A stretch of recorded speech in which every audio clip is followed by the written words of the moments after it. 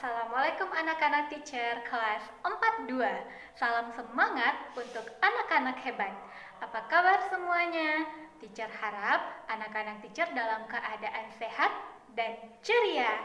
Sebelum kita memulai pembelajaran pada hari ini, marilah kita berdoa agar ilmu yang kita peroleh menjadi lebih berkah dan berguna.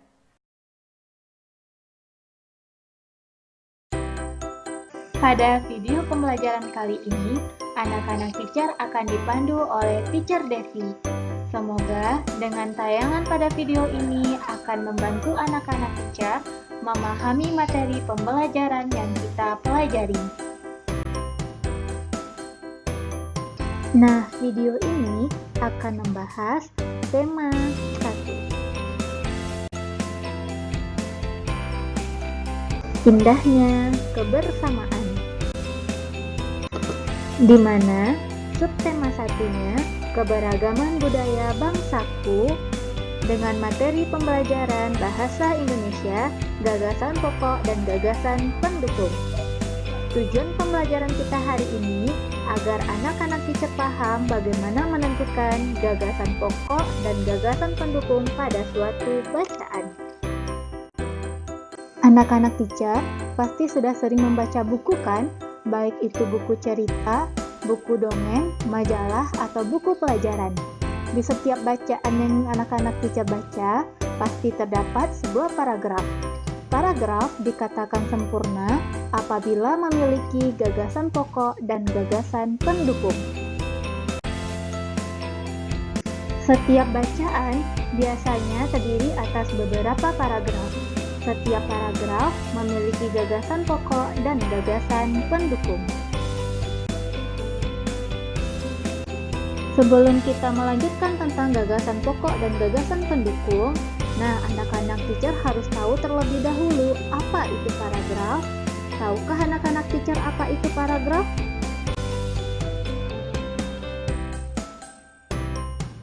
Paragraf adalah kumpulan kalimat yang biasanya mempunyai satu ide pokok dan cara penulisannya sedikit menjorok ke bagian dalam atau menggunakan garis baru. Nama lain dari paragraf adalah alinea. Apa itu gagasan pokok?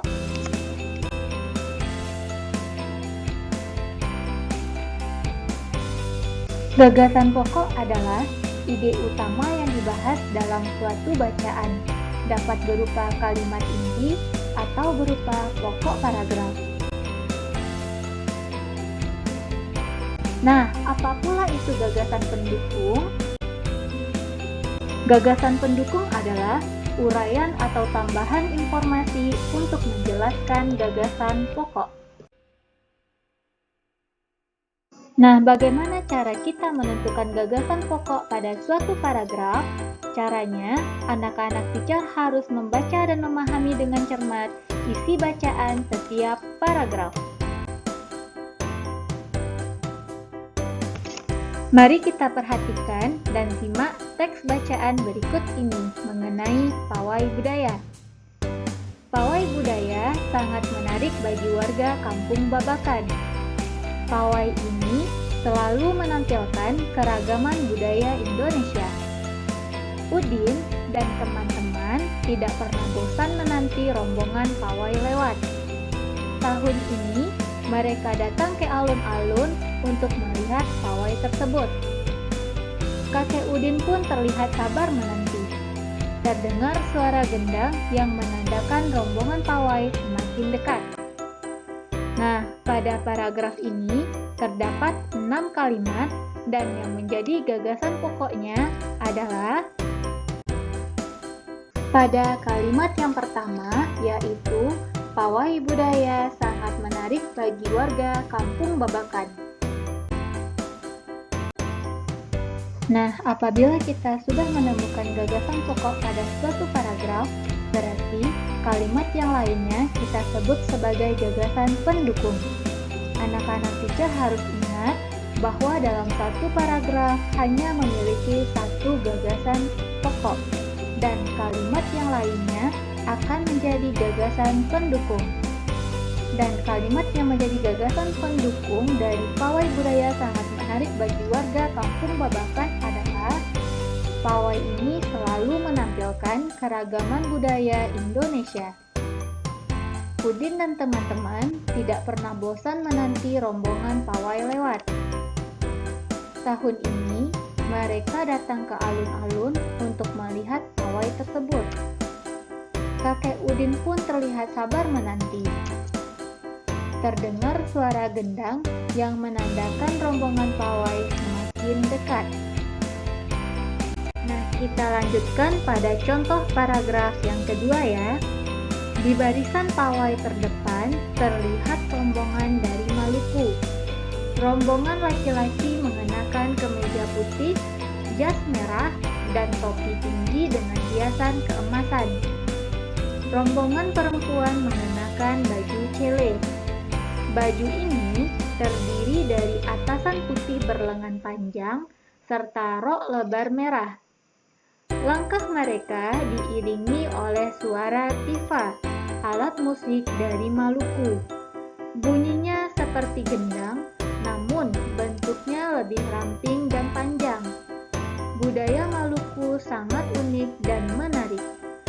Gagasan pokok pada paragraf kedua ini adalah terletak pada akhir paragraf, yaitu budaya Maluku sangat unik dan menarik. Mari kita dengar penjelasannya. Budaya Maluku sangat unik dan menarik. Berarti kalimat 1 sampai 6 adalah gagasan pendukung. Kalimat yang pertama, di barisan pawai terdepan terlihat rombongan dari Maluku. Rombongan laki-laki mengenakan kemeja putih, jas merah, dan topi tinggi dengan hiasan keemasan. Rombongan perempuan mengenakan baju cele. Baju ini terdiri dari atasan putih berlengan panjang serta rok lebar merah. Langkah mereka diiringi oleh suara tifa, alat musik dari Maluku. Bunyinya seperti gendang, namun bentuknya lebih ramping dan panjang. Nah, dari kedua contoh yang teacher berikan tadi, gagasan pokok dapat ditemukan pada awal paragraf, akhir paragraf, dan tengah paragraf.